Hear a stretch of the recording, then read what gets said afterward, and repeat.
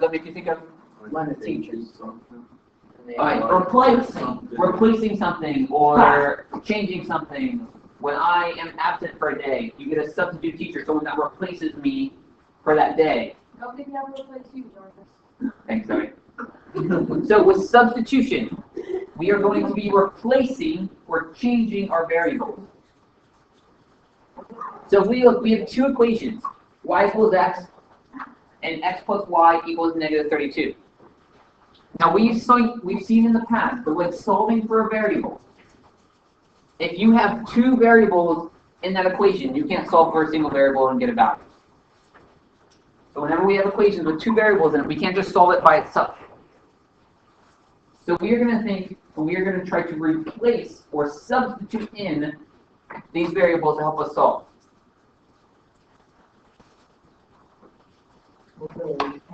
So I have a y equals 3x. But I also have another y over here. Are these y's the same? Yeah. They're both going to equal the same amount, whatever that amount turns out to be. It's a variable, they're the same variable. If this one equals 3x, does this one also equal 3x? Yeah. So can I take this 3x and substitute it in for that y? I'm just going to change my equation.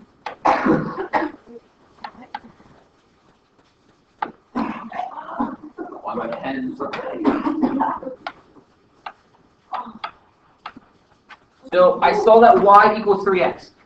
I have a y in this equation. So I substituted in my y for 3x because I know they're the equivalent. I know they're the same. So now I have an expression, or I have an equation, that only has x's in it. Would I be able to solve this now? Now that it only has x's? What would you do? You do 3 minus 3 minus 3 minus 3. Well, these are on the same side of my equation. So if they're on the same side, I don't have to worry about any inverses or anything like that. So it's just 1x plus 3x gives me 4x. From here, we can then divide.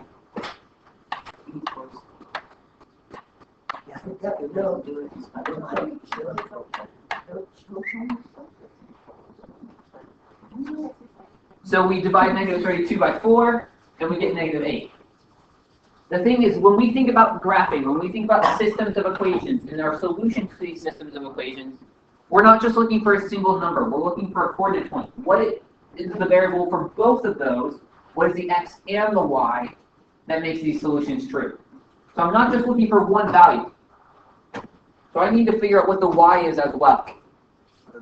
So how do you think we can go out and figure out what the y will be?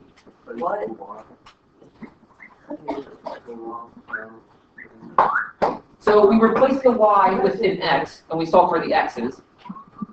Do I have anything that can replace an x to solve for the y? You also have What do I know x equals? x equals minus 8. So I know x equals negative 8. So I can replace this for any of my x's in either of my equations to solve for y. Now here's the thing, it works for either equation. So I can choose either one to use. Which one would you want to do? Can we use the left one because that just states the answer? So let's go with the left one. That one looks a little bit easier. So once again, I'm substituting in again. I know my x is the same as negative 8. So I'm going to substitute in negative 8. 3 times negative 8, negative 24. So y equals negative 24. So once again, I'm not just looking for a single number. I need both x and y. So my final coordinate, just like as if it was a point on a graph, is negative 8, negative 24. And that would be my answer, my solution to my system of equations. So with substituting, we need to find what's a variable that I can replace with another variable, so I just have one variable left in my equation. So I thought I had 2, but I can replace that y with my 3x. So I rewrote that equation with just a single variable in it. solved it for x, and then I took x, I plugged it back in so I could solve for my y. And then I wrote my coordinate as a single solution. So these are sort of our steps with substitution. Have we seen this before in pre-algebra? Are we familiar with this? Okay, that's good. So it'll be a little bit easy for the. Let's look at another problem. So I have y equals 4x, and I have 2x plus y equals 24. So looking at this problem, right away, I notice that y, a single y, equals 4x. I have a single y over here. So if I want to solve that, all I have to do is replace that y with my 4x again. Wow. I can rewrite that.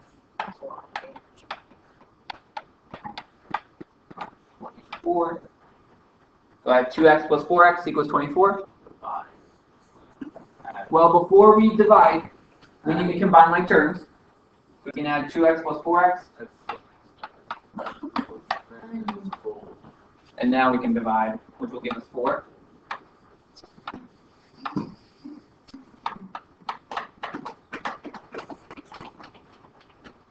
But once again, we're not just done once we finish one variable. We need both variables. We can't just finish with just an x. We need x and y. So once again, we can plug that x back in to solve for our y. And it doesn't matter. You can plug it into this one. You can plug it into this one. It doesn't matter which one you plug x into. It's your own prerogative. I'm going to go with the first one just because it's a little bit shorter. It looks a little bit easier. So I have y equals 4x, but I know x is equal to 4. So 4 times 4 gives me 16. And so my final solution is 4, 16.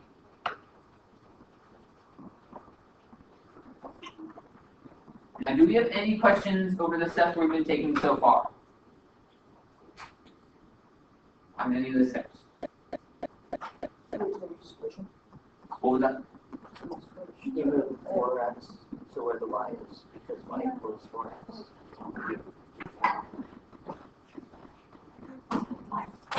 So it doesn't matter which variable you solve for. I know in this problem so far we've been solving for the x's first and then the y's. It's just how the problems have been set up.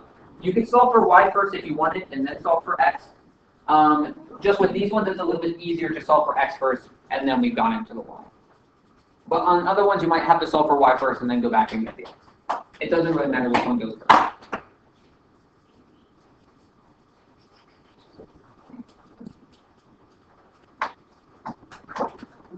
Hey Jarvis. Yes. Can we solve? So what do you notice about this next problem that's different?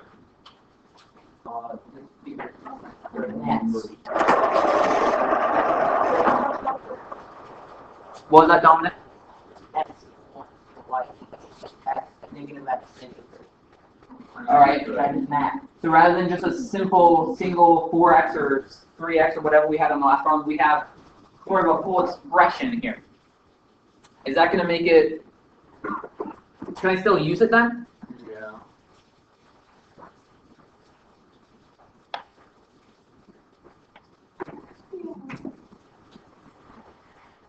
So I know a full y, a single y, is equal to all of x minus 3. Rather than just being a single value of x or a single 4x, it's equaling this whole thing of x negative x minus 3.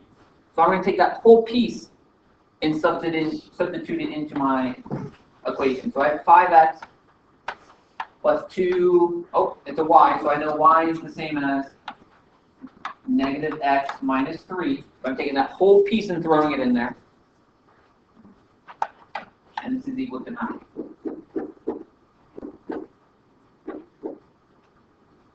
So sometimes you might have a little bit larger expressions, you might have a little bit more algebra to work with, but that's okay. We just need to take and substitute that whole thing in. What would we need to do first in order to solve this? Even before combining like terms, we'll have to distribute. Okay. So I have those parentheses, so I can distribute my 2 into both of those. So 2 times negative x, negative 2x. 2 times negative 3, negative 6. And now that we've gotten rid of the parentheses, now we can combine our like terms. So what like terms do you see? 5x and negative 2x, which gives us 3x, minus 6 equals 9. Then do plus 6. Here we have a 2-step equation, so we add 6 to both sides. So we're left with 3x equals 15. Last step is divide.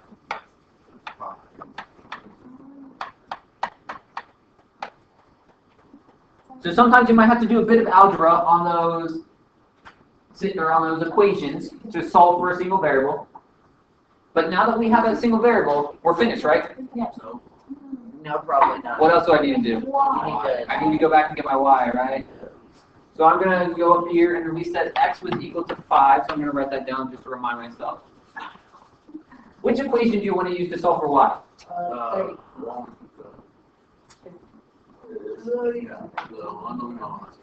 One on the right, so y equals, let's see, negative x, but x equals 5 minus 3.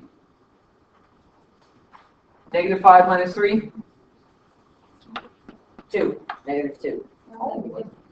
Well, because of the negative 5, when we're going farther and towards that negative Right, direction, you'll get negative 8. And so my final solution is 5, negative 8, yes. So once again, sometimes we get a little bit harder because we have a little bit more to substitute in than just a single point. Sometimes we'll have to distribute in there, but it's still those algebra, still using those algebra skills that we practiced before. Nothing that we can't handle. Are we okay with this?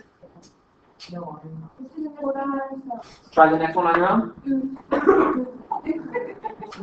Smarties again. People snorting on candy. All right, let's talk about this fourth problem. We'll get to the cat math in just a moment. Let's talk about this fourth problem. What did you notice about this problem? Why is that at the beginning? There's half. All right, it's a little bit longer. You have half. We also have y at the beginning of both equations.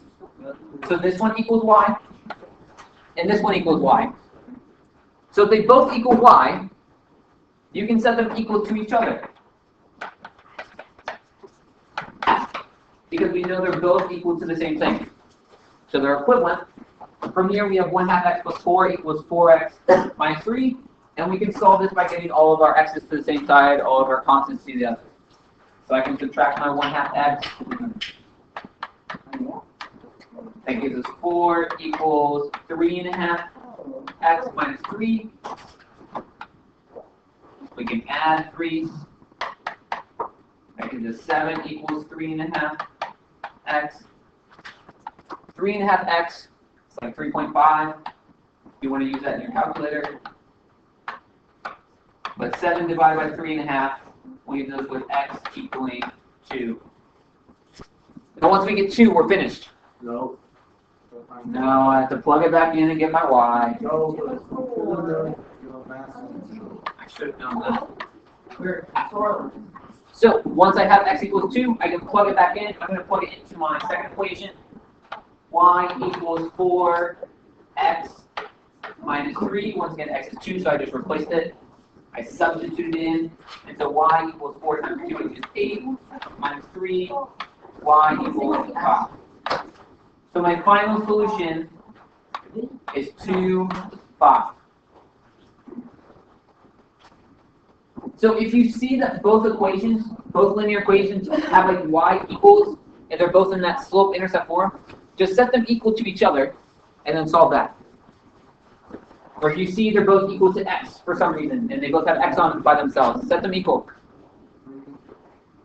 Are we okay with this? No. All right. So now we're going to step into a little fun problem.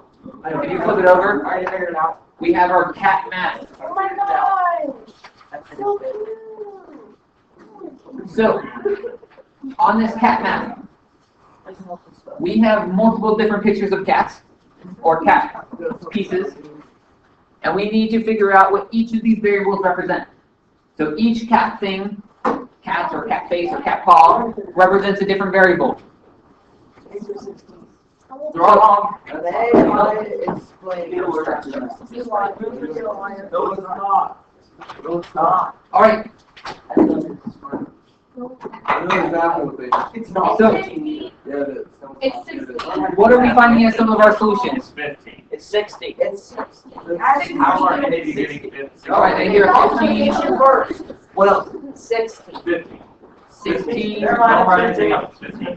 What else? 15. 15. Yeah, 15. 15 or 16, those are our two. There's There's only one ball. 17. It's in the teens. It's 15. The one Let's do this together. So 256. That's incorrect.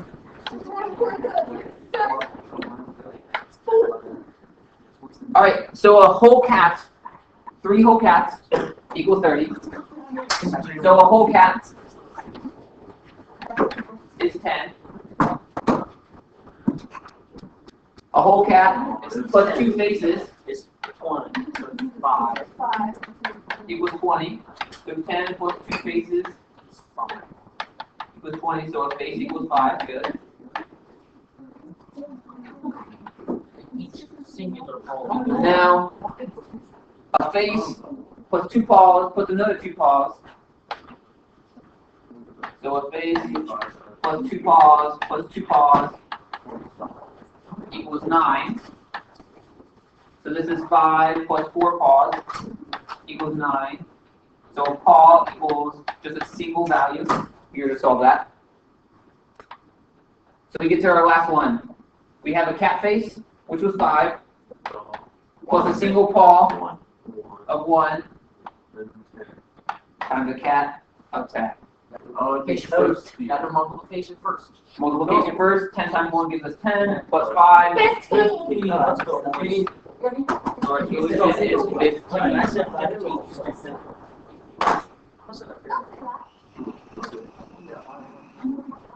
Congratulations on solving your cat map. Are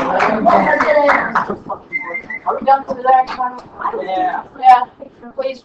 Yeah. Please. Let's hear Joe. Quiet, so Let's hear Joe. Go. Go. Who said we were done? Me. I thought that's second one. You need that for tomorrow. But do not throw your paper away. You do need that for tomorrow. Because if you notice, if you look right below cat map, it says 2 harder substitutions. We're going to be doing these tomorrow. So we're... What was that? I'm excited. You're excited for them? You can attempt it right now if you want. Right now. If you All right. do you really want to.